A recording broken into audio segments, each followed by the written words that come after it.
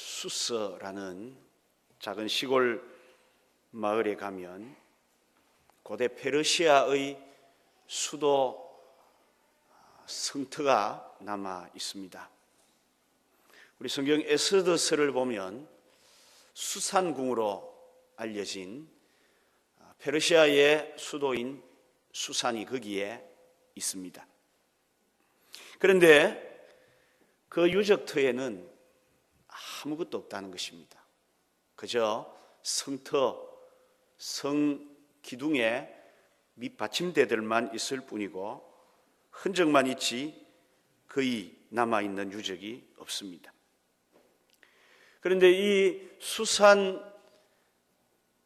유적지 가까운 곳에 잘 보존이 된 무덤이 하나 있습니다. 그 무덤이 바로 다니엘의 무덤입니다. 아직도 다니엘의 관으로 예상되는 그 관이 그 묘에 남아 있을 만큼 정성껏 관리되고 있고 많은 이란 사람들이 찾아가서 참배를 하고 있습니다. 여러분, 이것은 이해할 수 없는 일입니다. 지금 이란 사람들이 자기 조상들의 땅, 또 자기 역사의 위대한 꿈을 이루었던 그 터들은 방치시켜 둔 반면에 이방인, 지금은 원수 관계에 있는 이스라엘, 유다의 사람 다니엘의 무덤은 왜 이렇게 정성을 들여 관리를 하는지 모르겠습니다. 현재 이스라엘과 이란의 관계를 우리가 추측해 보건대 이것은 대단히 파격적인 일이 아닐 수 없습니다. 그럼에도 불구하고 페르시아의 수도인 수산궁은 어쨌든 회파되어 있고 유대인의 무덤인 다니엘의 무덤은 잘 관리되고 있다는 것이 사실인 것입니다. 여러분, 이것이 무엇입니까? 아마 우리 성경에 나오는 이 다니엘이라는 인물이 굉장히 위대한 사람이라는 것을 반증하는 일일 것입니다. 그러나 그보다 더 중요한 것은 그 이방인 땅, 원수의 땅에서 지금도 추앙받는 그 다니엘을 통해 오늘 우리에게 말씀하시는 하나님의 메시지를 듣는 것이 더 중요하다는 것입니다. 도대체 이 다니엘은 어떤 사람이었습니까? 그가 어떤 인물이었기에 하나님은 지금도 그를 사용하고 계시고 그를 통해 우리에게 말씀하고 계시는 것이겠습니까? 오늘 우리는 다니엘을 살펴보면서 신앙의 위기를 만난 우리에게 교훈을 함께 찾아보려고 합니다. 여러분, 다니엘은 난세를 살았던 인물이 맞습니다. 다니엘의 어린 시절은 나라가 망하고 포로로 끌려가는 굉장히 쓴 경험을 했던 그런 시절이었습니다. 주전 612년에 바벨론이라는 나라가 일어나서 그 당시까지 그 근동을 지배하던 아시리아라는 나라를 멸망시켜버립니다.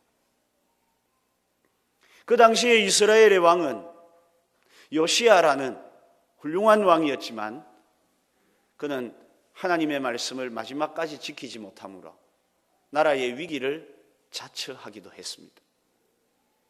바벨론이 일어나니까 이스라엘 남부에 살고 있던 애굽이 아시리아와 연합해서 바벨론과 전쟁을 벌이기 위해 이제 이 애굽이 출정을 해서 당연히 이스라엘 땅을 거쳐 하란이라는 곳으로 가고 있었습니다. 그때 요시야 왕이 그 이집트 애굽 군대를 막기 위해서 나갔다가 머깃도라는 곳에서 전사하고 말았습니다. 그러면서 애굽 사람들이 여호아하스를 왕으로 세우고 전쟁을 치고 옵니다. 그러나 패전하지요. 바벨론은 그 뒤에 힘을 모아가지고 605년에 세계 전투사에 유명한 갈그미스라는 전투에서 애굽을 대패시켜 버립니다. 그리고 애굽은 그 이후로 지금까지 전 세계 역사 속에서 이름을 거의 내놓지 못하는 형편이 되었습니다. 그때 하나님께서 이 바벨론을 들어 이스라엘을 치셨습니다. 그래서 이스라엘 땅에도 바벨론 군대가 들이닥쳐서 많은 사람들을 포로로 끌고 갑니다. 그 중에 한 사람이 오늘 성경에 나오는 다니엘이라는 인물입니다. 다니엘은 이처럼 어린 시절에 나라가 망하고 포로로 끌려서 바벨론으로 갔던 그런 인물입니다. 그런데 신기한 것은 그는 포로로 끌려갔지만 이 바벨론 나라에 많은 왕들이 통치하는 시기를 아주 위대하게 살았고, 바벨론이 멸망한 뒤에 다시 세워진 메대와 페르시아 나라에서까지 그는 높은 관직에 있었던 인물입니다. 우리 성도님들이 들어야 잘 모르시는 이름입니다만은 성경에 나오는 이 느부갓네살 왕이라든지 에월 머로닥이라든지 또는 마르둑이라든지 나보니두스 같은 이 세계 역사 속에 뛰어난 그런 왕들이 통치할 시기에 다니엘은 아주 높은 지위에서 그 세계를 통치했던 인물입니다. 그리고 페르시아의 왕 고레스가 주전 539년에 바벨론을 멸망시킬 때 그는 임시적으로 이 페르시아와 동맹국이었던 메데라는 나라로 가서 거기서 왕을 또 섬기면서 다리오 왕과 함께 통치를 했던 그런 인물이었다는 것입니다. 제가 이렇게 역사 이야기를 먼저 드리는 까닭은 오늘 우리가 살고 있는 지금도 분명 역사 속의 시간이고 언젠가는 돌아볼 때 우리의 오늘의 시간이 역사 속에서 흘러간 때가 될 것이기 때문에 그렇습니다. 다니엘이 살아가던 그 시대에 많은 고비가 있었듯이 오늘 우리가 살고 있는 이 시대에도 많은 고비들이 우리에게 찾아오고 있습니다. 우리는 지난 2주간 오늘 우리 한국교회의 현실을 생각해 보았습니다. 100년 전만 해도 한 50년 전만 해도 우리 한국교회는 우리 한국 사회의 빛이었습니다. 한국의 이 어둠, 부패, 또 계급적인 사회 등을 잠재우고 아름다운 나라를 세우는데 역할을 했던 그런 한국교회였습니다.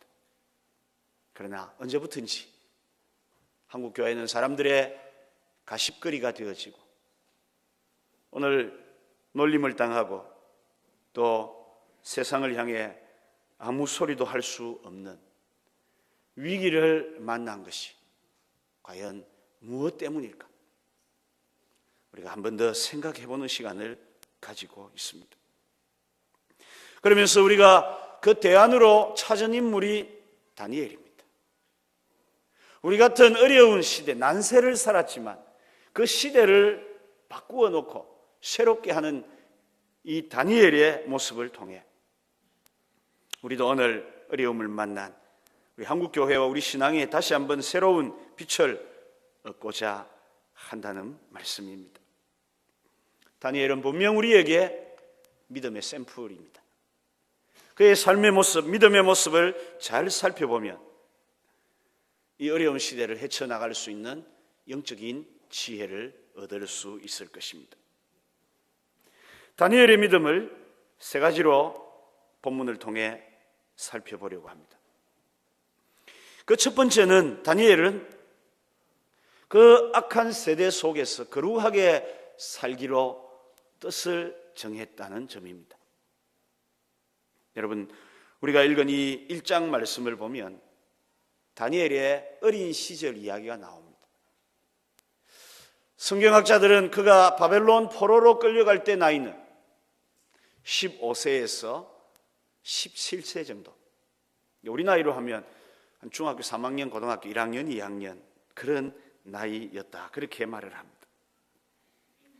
그런데 다니엘은 그렇게 포로로 끌려가서 이제 바벨론 땅에서 생활을 하게 되는데, 바벨론 왕 느부갓네살은 포로로 잡아온 사람들에 대한 나름대로의 정책을 펼치기 시작합니다. 그 정책이 무엇입니까? 포로 가운데 왕족이나 귀족 자녀 가운데 좀 똑똑한 아이들을 데려다가 바벨론 왕궁에서 교육을 시키는 그런 프로그램이었습니다. 그 목적은 장차 충성스러운 왕의 신하를 만들고 또 붙잡혀온 포로들을 바벨론 민족으로 동화시키려는 여기에 있었습니다. 3년 동안 바벨론 왕은 아주 탁월한 교육과정, 커리큘럼을 가지고 바벨론의 학문과 언어와 문화를 그들에게 가르치기 시작했습니다. 가장 먼저 했던 일은 이름을 개명하는 일입니다. 여러분, 이름이 바뀌면 사람이 바뀌는 거 아닙니까? 그의 정체성이 바뀌는 겁니다. 그래서 다니엘에게는 벨드사살이라는 이름을 주었는데, 그 뜻은 바벨론 그 신인 벨이 너의 생명을 보호한다, 이런 이름으로 주었습니다. 그리고 그 후에 느부갓네살 왕은 자기가 먹는 음식을 가지고 이제 이 사람들을 회유하기 시작합니다. 왕이 먹는 좋은 음식에 아주 질이 높은 포도주로 이 포로로 끌려온 사람들을 먹였습니다. 여러분, 이것은 굉장히 특권이었습니다. 하지만 믿음을 가진 다니엘에게 이것은 특권이 아니라 고통이었습니다. 그래서 다니엘은 그 고통 중에 오늘 본문 8절에 보시면 뜻을 정했다, 이렇게 이야기합니다. 그가 무슨 뜻을 정했습니까? 결코 하나님의 백성의 정체성을 잃지 않고 바벨론에 동화되지 않고 신앙의 절개를 지키겠다는 이런 거룩한 뜻을 정했다는 것입니다. 그래서 다니엘은 왕이 주는 음식과 포도주를 이제 거절하게 됩니다. 황관장이니까 아마 이 모든 일을 주관하는 가장 높은 관리 같습니다. 그에게 찾아가서 저는 이 음식을 먹을 수가 없습니다. 이 음식 안 먹고 살 수 있도록 조처를 해 주시면 좋겠습니다, 이렇게 이야기하죠. 그러나 받아들여지지를 않습니다. 자칫 잘못했다가 음식을 잘못 먹여서 얼굴이 축이 나게 되면 자기가 해를 당할 수 있으니까 허락을 할 수가 없다는 것입니다. 그래서 이번에는 다니엘이 그 황관장이 자기들을 맡긴 자기 바로 위에 있는 그런 관리를 찾아가서 요청을 합니다. 우리를 이 음식에서 좀 건져주시기를 바랍니다. 만약에 안 된다면 열흘만 시간을 주셔서 음식을 먹지 않은 우리와 왕의 음식을 먹은 다른 사람을 비교해 우리 얼굴이 축이 나면 그때는 당신들 알아서 하셔도 열흘만이라도 시험을 한번 해보기를 바랍니다. 그렇게 이야기를 합니다. 우리가 다니엘의 이야기를 잘 알고 있는 대로 그 다니엘의 이야기는 받아들여졌고 결국은 어떻게 됩니까? 왕의 음식과 포도주를 먹지 아니하고도 이제 그 궁에서 살 수 있는 길이 그에게 열리게 되는 것입니다. 여러분, 우리가 이런 다니엘의 거룩한 뜻을 정한 모습을 오늘 배워야 된다는 사실입니다. 강제로 포로로 끌려온 것은 그가 바꿀 수 없습니다. 또한 왕에게 선택되어 바벨론 왕궁에서 교육받는 것도 바꿀 수는 없습니다. 하지만 다니엘의 그 속을 바꿀 수는 없습니다. 믿음의 절개를 그들이 어떻게 할 수가 없었다는 말입니다. 우리가 이 세상 속에 살고 있습니다. 이것은 바꿀 수가 없습니다. 우리끼리 예배당 안에서 살지만은 못합니다. 세상 속에서 세상 사람들과 더불어서 살아야 됩니다. 이거는 못 바꿉니다. 하지만 우리가 세상 속에서 하나님의 거룩한 백성으로서의 그 신앙의 절개와 믿음마저 바꿀 수 있는 것도 아니라는 사실입니다. 다니엘이 이 음식을 거절한 거로 말미암아 처음에는 핍박을 당합니다. 그러나 그는 그 핍박을 이겨내므로 결국은 거기서 하나님의 인정을 받게 되었습니다. 아마 다니엘은 이것을 거절할 때 죽으면 죽는다는 믿음으로 했을 겁니다. 그 결국 그는 죽지 않았고 오히려 지금까지 그의 믿음과 정신은 살아서 우리에게 메시지를 전해주고 있다는 것입니다. 여러분, 오늘 우리가 살고 있는 이 세상, 다니엘이 포로로 끌려갔던 바벨론 땅과 별로 다를 바가 없습니다. 세상에 타락한 문화가 가득합니다. 우리도 모르는 사이에 이런 타락한 문화에 동화되고 있습니다. 이럴 때 우리가 어떻게 해야 합니까? 다니엘처럼 거룩하게 살려는 뜻을 정해야 합니다. 이것이 오늘 우리 성도들에게 굉장히 중요한 하나님의 뜻입니다. 여러분, 지난 2주간 말씀드린 것처럼 오늘 우리 한국 사회는 엄청나게 타락하고 있습니다. 그런데 문제는 타락하고 있음에도 불구하고 타락하고 있는지도 모르고 또 더 나아가서 타락한 것이 자랑이 되는 그런 세상이 되었습니다. 이럴 때 우리는 어떻게 해야 합니까? 세상을 등져야 합니까? 기둥성자 시몬처럼 산꼭대기에 올라가서 우리끼리 그냥 촉은 목피하면서 사는 것이 하나님의 뜻입니까? 분명 그렇지는 않습니다. 우리는 세상 속에 살지만 세상에 동화되는 것이 아니라 이 세상에서 하나님의 뜻을 행하고 하나님의 역사를 이루어가는 것이 하나님 우리에게 원하시는 일이라는 사실입니다. 그러므로 여러분, 거룩하게 살기를 뜻을 정하셔야 합니다. 이것이 되지 않고서는 믿음의 출발이 일어나지를 않습니다. 나는 이 타락한 세상 속에서 거룩하게 살리라, 믿음의 절개를 지키고 살겠다, 이런 결심이 우리 속에 먼저 일어나야만 하는 것입니다. 여러분, 얼마나 이 세상이 타락했습니까? 성적 타락은 말도 못합니다. 이제는 아이 어른의 구분이 없습니다. 나이가 60, 70이 된 사람들까지도 자기들의 배우자를 두고도 온갖 부정을 저지르는 그런 시대까지 왔습니다. 젊은 아이들은 말할 것도 없습니다. 우리나라에 지금 술 문화가 얼마나 타락해 있습니까? 이제는 조그만 아들도 술을 먹고, 당장 오늘 저녁에 저 동아대학 근처에 한번 가보세요. 대가리 피도 안 마른 것들이 술에 취해서 거리를 헤매고 토악질을 하는 그런 모습들을 얼마든지 볼 수 있습니다. 여학생들이 술을 먹고 공공연하게 길에서 담배를 피도 이제는 말도 못하는 시대가 됐습니다.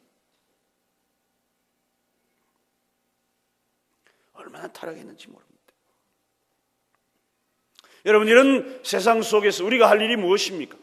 그들에게 보조를 맞추는 겁니까? 그들처럼 살아보는 겁니까? 흉내내는 겁니까?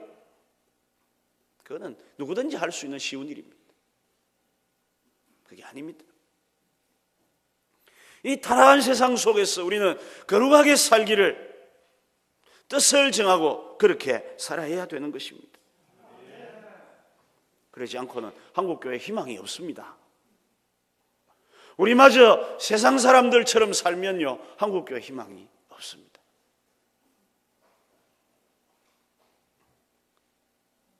보이스피싱한 목사를 저는 욕할 수가 없습니다.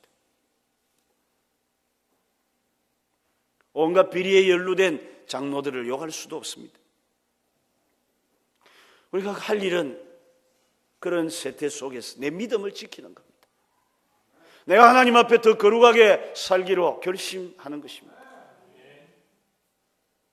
다니엘이 뜻을 정한 그 뜻은요, 첫 번째, 이 먹는 것, 입는 것, 마시는 것 같은 가장 기본적인 것에서부터 시작되었다는 것을 아셔야 합니다. 여러분, 믿음 생활은 굉장히 찬란한 곳에서 꼽히는 게 아닙니다. 아주 기본적인 데서부터 믿음의 꽃이 피는 것입니다. 주일이 되면 하나님 앞에 나와서 믿음으로 예배 드리고, 하나님께 드릴 것 합당하게 드리고, 기도 생활 힘쓰고 하는 이런 기본적인 데서부터 여러분, 참된 믿음이 일어나는 것입니다. 기도원에 올라가고 뭐 금식을 열흘씩 작정한다고 믿음이 자라는 게 아닙니다. 제가 본 대로는 금식해도 안 되더라니까요. 기본적인 이런 생활에서부터 뜻을 정해야만이, 그래야 믿음이 제대로 자리를 잡고 자랄 수가 있는 것입니다. 여러분, 우리는 그냥 예수 믿고 살자 이렇게 해서 이 말씀 드리는 게 아닙니다. 타락하고 배어간 이 세대 속에서 또 사람들로부터 조롱을 당하는 오늘 한국교회를 새롭게 하기 위해서 우리의 믿음을 어떻게 해야 하는 것이 옳을까를 생각하고 있습니다. 그리스도인들이 술을 한 잔씩 드신다고 구원 못 받는 것 아닙니다. 담배를 피신다고 하나님이 그 사람을 지옥 보내는 것도 아닙니다. 술이나 담배나 뭐 이 세상살이에서 당하는 어떤 쾌락과 오락들이 우리의 구원의 문제를 위협하는 것이 아니고요, 오늘 이 본문에 있는 것처럼 하나님 백성다운 삶을 위협하기 때문에 우리가 좀 더 믿음의 삶을 바로 살기 위해 이런 부분을 뜻을 정하고 거룩하게 하자라는 것입니다. 과거에 예수 안 믿는 사람들이 우리 믿는 사람들을 굉장히 두려워하지 않았습니까? 우리의 삶을 그들이 따라할 수 없지만 부러워했던 것은 이런 기본적인 생활에서 우리 삶이 달랐지 않습니까? 그러나 오늘 우리가 다른 모습이 어디 있습니까? 안 믿는 사람들 먹는 거 다 먹고 그들이 하는 거 다 하면서 다만 주일 되면 교회 한번 갔다 오는 것이, 이게 예수 믿는 사람이라면 안 믿는 사람들이 보기엔 안 믿을란다라는 겁니다. 달라야 됩니다. 아니, 달라져야 됩니다. 내가 비록 이 세상 속에 살아가고 있지만 이제부터 달라져야 되겠다. 다니엘처럼 뜻을 정하고 거룩하게 살기를 위해서 내 삶의 방향을 틀어서 거슬러 올라가겠다는 이런 믿음을 우리 가운데 가져야 된다는 것입니다. 두 번째로 다니엘은 바르게 살기로 뜻을 정했습니다. 오늘은 1장만 읽었습니다마는 다니엘서를 계속 읽다가 보면 다니엘 6장에 가면 다리오 왕이 나라를 재정비하려는 계획을 세웁니다. 당시 다리오 왕 밑에는 3명의 총리가 있었고 그들 밑에 120명의 고관들이 있었습니다. 그런데 6장 3절을 보면 다리오 왕이 말합니다. 다니엘은 마음이 민첩하여 총리들과 고관들 위에 뛰어남으로 왕이 그를 세워 전국을 다스리게 하고자 한지라. 다리오 왕이 국가 시스템을 바꾸려고 했다, 그 말입니다. 3명의 총리에 120명의 고관이 아니라 1명의 총리에 120명의 고관이 다스리는 나라로, 그렇게 정부 시스템을 개혁하려는 계획을 세웠습니다. 그리고는 이 다리오 왕이 그 모든 책임자로 다니엘을 세우려고 했습니다. 왕의 계획이 밝혀지자 당연히 반발이 일어납니다. 다른 두 총리들과 고관들이 다니엘을 시기합니다. 이름도 없는 유대 땅에서 포로로 끌려온 저 사람이 이 나라를 다스리는 국정 최고 책임자가 되는 것은 받아들일 수 없다는 겁니다. 그래서 다니엘을 잡기 위해 음모를 꾸밉니다. 우리가 잘 아는 사자굴에 던져 넣는 사건이 준비되는 겁니다. 그들은 음모를 꾸미기 전에 다니엘이 뒷조사를 합니다. 분명히 뒤를 파면 뭔가 있을 것이고 그것을 왕에게 알려서 다니엘을 무너뜨리기로 결심합니다. 그러나 여러분 6장 4절을 보면 이렇게 기록되고 있습니다. 이에 총리들과 고관들이 국사에 대하여 다니엘을 고발할 근거를 찾고자 하였으나 아무 근거, 아무 허물도 찾지 못하였으니 이는 그가 충성되어 아무 거릇됨도 아무 허물도 없음이었더라. 우리말에 털어 먼지 안 나는 사람 없다고 하지만 다니엘은 털었더니 먼지가 안 났다는 거예요. 그에게 있는 어떤 문제가 있으면 잡아다가 이것을 가지고 한번 해보려고 했는데 깨끗하더라는 것입니다. 여러분, 이 말은 다니엘은 바르게 살았습니다. 그가 뜻을 정할 때 바르게 살기로 뜻을 정했더라는 것입니다. 오늘 우리에게 주는 도전도 마찬가지입니다. 그리스도인들이 바르게 살아야 합니다. 한국 교회 사가인 이만열 교수가 어느 세미나에서 한국 교회에 대해 이런 비판을 쏟아 놓았습니다. 오늘날 한국 교회와 교직자들은 마치 고려 시대 불교와 성녀들의 타락 같은 모습을 하고 있다. 그러면서 그는 우리 믿음의 선배들의 아름다운 신앙의 전통을 회복해야 됨을 역설합니다. 바르게 살자는 것이죠. 우리 그리스도인들이 바르게 사는 운동을 펼쳐야 된다는 겁니다. 지난번에도 말씀드렸듯이 당시 황성신문에 의하면 기독교인이 많은 곳에는 지역 관리들이 부임을 하지 않으려고 하는 것입니다. 비리를 저지를 수 없으니까 그렇습니다. 당시에 우리나라 인구가 1200만 명이었는데 기독교인 인구는 불과 1만 명에 불과했는데도 그 한 사람 한 사람은 일당 100, 일당 1000의 능력으로 그렇게 살았습니다. 근데 오늘은 어떻습니까? 우리의 영향력이 그렇습니까?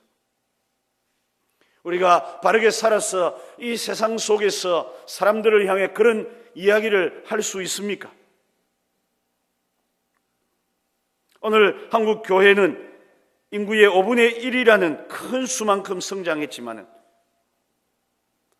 선한 영향력은 거의 다 잃어버렸고 오히려 부정부패에 연루되는 기독교인들이 늘어가고 있는 안타까운 현실입니다. 성완종 회장의 이야기는 까면 깔수록 양파처럼 자꾸 새로운 게 나옵니다. 어디까지 나와야 되는지 모르겠습니다.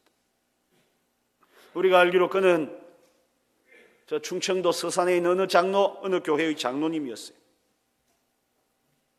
그런데 지난 주간에 밝혀진 바에 의하면 그는 굉장히 가까이 하면서 많은 지도를 받았던 인물이 절의 스님이라는 거예요. 이게 어찌 된 건지 모르겠습니다. 비리는 저지르는 것도 그렇다 하더라도 교회의 장로가 절의 스님한테 찾아가가지고 배우고 코치를 받고 이게 어떻게 되는 일인지 모르겠습니다. 성완종 리스트에 나오는 사람들을 보면 다 독실한 사람들입니다. 홍문종 그리고 허태열은 여러분도 아시잖아요. 홍문종 씨는 장로죠. 허태열 씨는 안수 집사입니다. 다 기독교 신자. 대신에 김기춘 그리고 거기에 나오는 또 여러 인물들은 천주교 신자들이야. 불교 신자도 둘이가 있습니다. 다들 자기들 나름대로 아주 훌륭한 종교인들로 그렇게 알려진 그런 인물들입니다. 그런데도 여러분 왜 이런 일이 일어나는지 모르겠습니다. 우리가 이 시점에서 다니엘을 다시 한번 생각해 보아야 됩니다. 그리고 바르게 살기를 힘써야 합니다. 우리 성도들은 이제부터 절대로 부정부패에 연루되지 마십시오. 악한 일에 연루되지 마십시오. 이 세상 속에서. 이제부터 우리는 마음을 다시 정하고 바르게 살기로 해야 합니다. 사회 질서, 기본적인 질서부터 잘 지키시고 이 세상 사람들 속에서 놀림받지 않도록 그렇게 바르게 사실 수 있기를 바랍니다. 그러려면 손해를 보셔야 돼요. 손해보지 않고 바르게 어떻게 삽니까? 손해보셔야 합니다. 그래도 바르게 살기를 힘쓸 수 있는 우리 성도들이 되기를 바랍니다. 세 번째로 이 다니엘은 기도하며 살기로 뜻을 정합니다. 다니엘 6장을 보면 다니엘을 시기하는 무리들이 그에게서 흠을 찾지 못할 때 한 가지 그들이 찾은 계략이 있습니다. 그것은 무엇이냐 하면 다니엘이 기도의 사람이라는 겁니다. 그래서 그들은 다리오 왕을 찾아가서 이야기를 합니다. 왕이여, 이제 칙령을 발표해가지고 앞으로 한 달간은 왕에게만 경배하고 섬기지 다른 신은 섬기지 못하도록 그렇게 조서를 내려주십시오. 그랬습니다. 겉으로는 왕을 위한 것 같지만 실제는 다니엘을 잡기 위한 것입니다. 다시 또 다니엘의 위기가 찾아옵니다. 그런데 6장 10절에 보면 다니엘이 이 조서에 왕의 도장이 찍힌 것을 알고도 자기 집에 돌아가서는 윗방에 올라가 예루살렘을 향한 창문을 열고 전에 하던 대로 하루 3번씩 무릎을 꿇고 기도하며 그의 하나님께 감사하였더라. 그렇게 했습니다.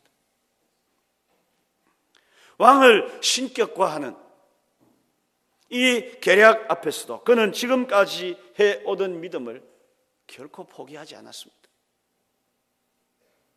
그래서 그는 하나님께 기도합니다. 우리가 이 다니엘의 기도 속에서 주목할 단어가 3개 있는 것 같습니다. 하나는 알고도라는 말입니다. 왕의 그 도장이 찍힌 것을 알고도 기도했습니다. 우리로 하면 손해볼 줄 알면서도 기도하는 겁니다. 기도하면 내게 고통이 오고 좋은 것이 안 오는 줄 알면서도 다니엘은 기도했다는 것입니다. 몰라서 그가 사자굴에 던져질 걸 몰라서 기도한 게 아닙니다. 알고 기도했습니다. 두 번째는 이 말씀 가운데 보면요, 전에 하던 대로 기도했다고 되어 있습니다. 그는 계속 늘 해오던 대로 기도한 겁니다.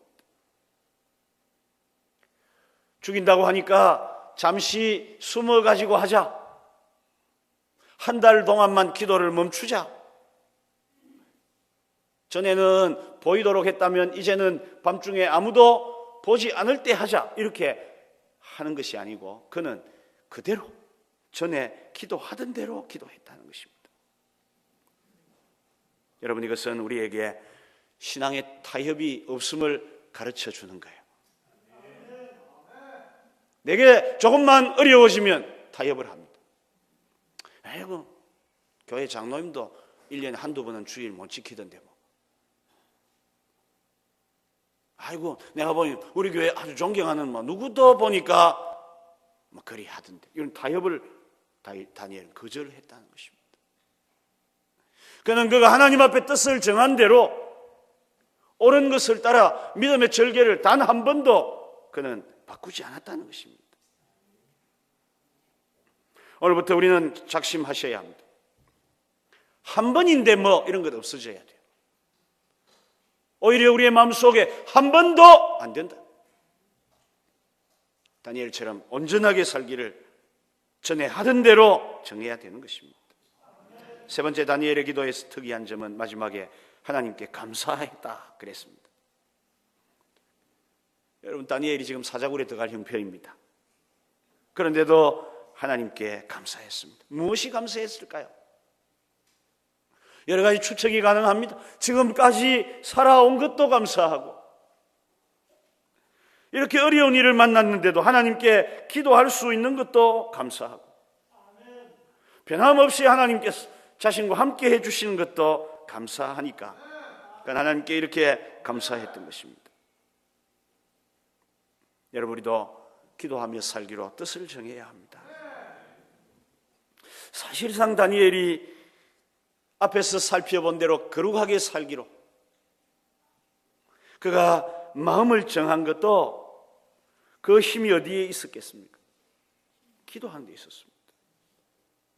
어그러진 세대 속에서 바르게 살기로 뜻을 정하고 살 수 있었던 것도 무엇 때문이겠습니까? 기도했기 때문에 그렇습니다. 여러분, 우리가 하나님 앞에 기도하는 것도 그렇게 해야 합니다. 성도들 속에서 기도가 사라지면요, 다른 게 사라질 수밖에 없습니다. 기도는 억지로 하시는 거예요. 새벽을 깨우기가 힘들죠. 그래도 깨우는 겁니다. 깨우는 이유는 안 죽으려고 깨우는 거예요. 기도 안 하면 죽습니다, 영이. 지 아무리 똑똑하고 현명하고 지혜로워도 기도 안 하는 영은 죽을 수밖에 없습니다.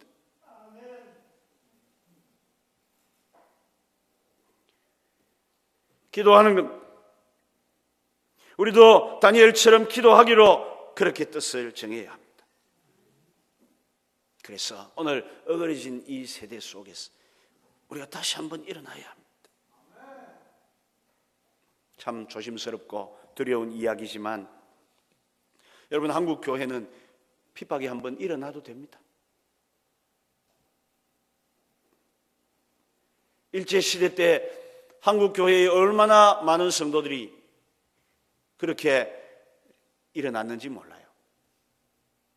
특히 1907년 대부흥운동 이후에 한국 교회가 아주 급성장을 합니다. 그런데 일제시대 때 많은 그리스도인들이 변절합니다. 왜 그렇습니까? 핍박의 바람이 부니까 그래요. 오늘날도 한국 교회의 핍박의 바람이 외부로부터 서서히 불고 있는 것 같습니다. 그래서 어떤 사람들이 아이고 이제 교회 안 다닐란다. 교회 다니봐도 뭐 별 것도 없대. 가짜 그리스도인들은 이런 핍박에 떨어지게 돼 있습니다. 세상 사람들이 기독교를 욕할 때 가짜 그리스도인들은 자기도 욕하고 떨어질 수밖에 없습니다. 저는 한국 교회 안에 핍박의 바람이 좀 더 강하게 불었으면 좋겠어요. 정말 태풍에 가짜가 다 떨어지듯이 확 떨어지고 남아있는 그리스도인들이 다시 한국 교회를 회복시켜야 되지 않겠나, 조심스러운 생각이 들어요. 여러분은 핍박 앞에 떨어지는 가짜가 되지 마시기 바랍니다. 정말 하나님을 의지하고 믿는 믿음 가지고 이런저런 종류의 박해와 문제가 일어나더라도 선한 믿음을 지키며 다니엘처럼 뜻을 정하고 사는 그런 성도들이 되실 수 있기를 바랍니다. 말씀을 마칩니다. 다니엘은 난세를 살았던 인물입니다. 오늘 우리도 어려운 시기를 살고 있습니다. 하지만 다니엘은 난세에 지지 않았습니다. 동화되지 않았습니다. 그는 믿음의 절개를 지키며 뜻을 정하고 하나님만을 바라보며 갔기에 지금도 그는 이방 이 모슬렘들이 지배하고 있는 땅에서 죽었지만 그의 이름은 살아 계속 전해지고 있습니다. 우리도 다니엘처럼 이런 영향력 있는 삶을 살아갈 수 있기를 바랍니다. 뜻을 정하십시다. 거룩하게 살기를 뜻을 정하십시오. 바르게 살기를 뜻을 정하십시오. 기도하며 하나님만 의지하며 살기로 뜻을 정하셔서 다니엘 같은 신앙의 인물들이 되시고 다니엘 같은 큰 하나님의 뜻을 이루는 우리 성도들이 되시기를 하나님 말씀을 따라서 축복합니다. 찬송가 523장 찬송하겠습니다.